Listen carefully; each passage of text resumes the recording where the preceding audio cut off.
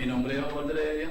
En esta ocasión voy a resolver un ejercicio de teoría electromagnética, el cual se encuentra en el libro Fundamentos de Electromagnetismo para Ingenieros del autor David Chen.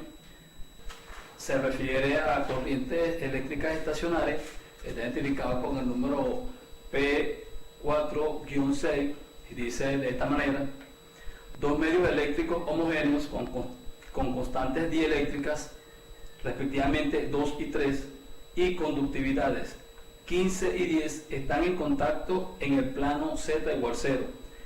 En la región Z mayor que 0, medio 1, hay un campo eléctrico uniforme E1. Determine E2 en el medio 2. J1 y J2, los ángulos que forman J1 y J2 con el plano Z igual 0, y la densidad de carga superficial en la superficie Z igual 0. Voy a colocar los datos en la pizarra y hacer un diagrama para que se pueda ver mejor el planteamiento del problema.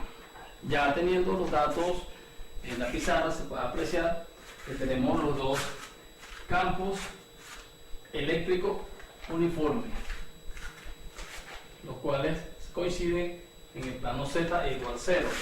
Se va a calcular la densidad de corriente de ambos campos. Se va a calcular el campo E2, los ángulos que forman dichos campos con el plano Z igual 0, o sea que es sobre el eje X. De acuerdo a las condiciones de frontera, se tiene que la componente tangencial su 1t es igual a su 2t, el cual en este caso es igual a 20. Además, la componente normal J su 1n es igual a J su 2n. Como por la ley de Ohm tenemos que la intensidad de intensidad es igual a sigma por el campo eléctrico, se despeja, se dice que E su 2n es igual a sigma 1 sobre sigma 2 por E1n. Conociendo estos tres valores, entonces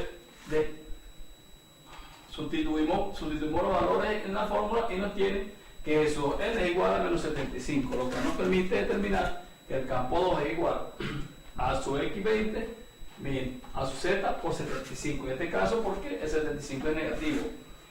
A su x y a su z son las componentes de direcciones de dicho vector del campo eléctrico. Ahora tenemos que, para calcular la densidad de corriente, aplicando nuevamente la ley de Ohm, tenemos acá la densidad de corriente es igual a la conductividad por el campo eléctrico. Aplicando la fórmula, tenemos que la densidad de corriente 1 del campo eléctrico 1 va a ser 15 por 10 a la menos 3, esto para llevar ambas variables al mismo sistema de unidades. Entonces nos dice que la densidad del campo 1 va a ser igual a su x por 0,3 menos a su 2 por 0,75 amperios sobre el metro cuadrado. Igualmente, para calcular la densidad de corriente del campo 2 tenemos que es igual a 10 por 10 a la menos 3 por a su x por 20 menos a z por 75 amperios sobre el metro cuadrado. Esto nos da exactamente que es ax por 0,2 menos az por 0,75 amperios sobre metro cuadrado. Ahora vamos a calcular los ángulos denominados θ sub 1 y θ sub 2, que son los que forman los campos eléctricos con respecto, en este caso, al eje X, porque el problema exige que sea cuando z vale 0. En este caso son los que forman los campos eléctricos con respecto al eje X, porque el enunciado del problema dice que cuando z valga 0, entonces con respecto al eje X.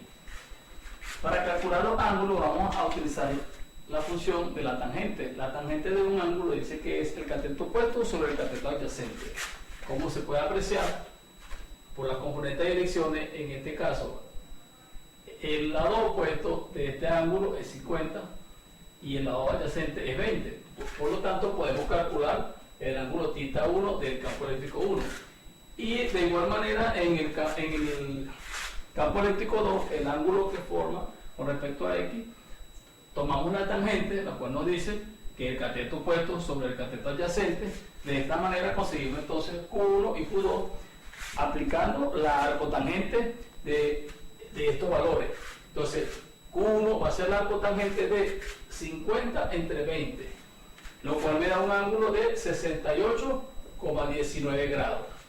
De la misma manera, el ángulo θ2 se aplica la arcotangente del lado opuesto sobre el lado adyacente, que es 75 sobre 20, dándome un resultado de 75,06 grados.